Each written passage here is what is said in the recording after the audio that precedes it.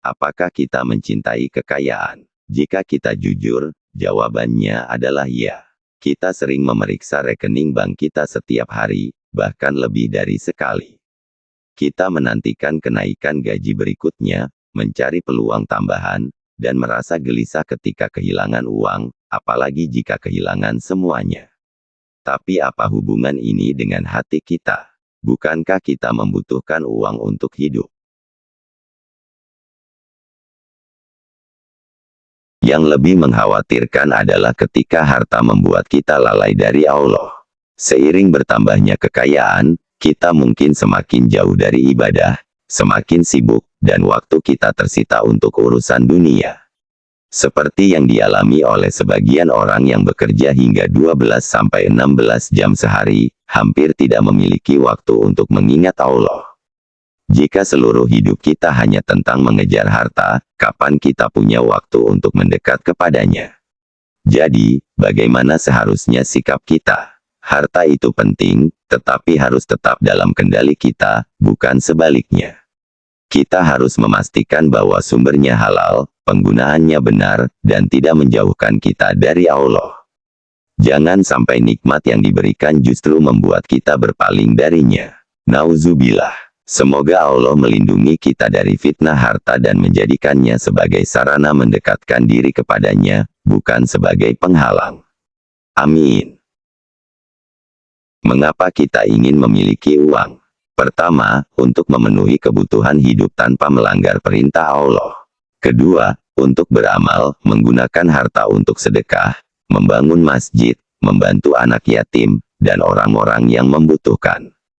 Ketiga, untuk perlindungan di dunia, seperti biaya pengobatan, hukum, atau kebutuhan mendesak lainnya. Kekayaan bisa menjadi berkah, tetapi juga bisa menjadi bencana jika kita menjadi serakah dan menjadikannya tujuan utama hidup. Pernahkah kamu melihat bagaimana predator yang sangat lapar menghancurkan mangsanya? Bayangkan ada dua serigala yang kelaparan dilepaskan ke dalam kawanan domba yang terkurung. Mereka akan menimbulkan kekacauan besar. Rasulullah pernah menggambarkan bahwa kerusakan yang ditimbulkan oleh dua serigala lapar terhadap kawanan domba masih lebih kecil dibandingkan dengan bahaya yang ditimbulkan oleh seseorang yang sangat mencintai harta dan kedudukan terhadap agamanya.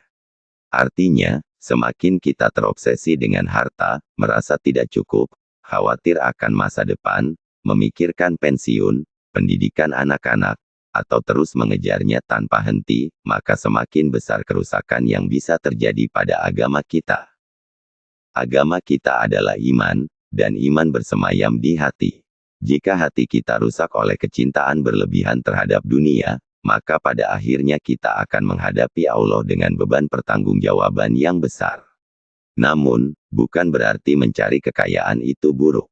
Jika kita mendapatkannya dari sumber halal dan menggunakannya dengan tujuan yang benar, maka itu menjadi keberkahan. Rasulullah bersabda bahwa orang beriman yang kuat lebih dicintai oleh Allah daripada orang beriman yang lemah, dan salah satu bentuk kekuatan adalah kekayaan. Allah berfirman dalam Al-Quran bahwa kekayaan dan anak-anak adalah ujian bagi kita. Ketika Allah memberi kita banyak harta, itu adalah ujian.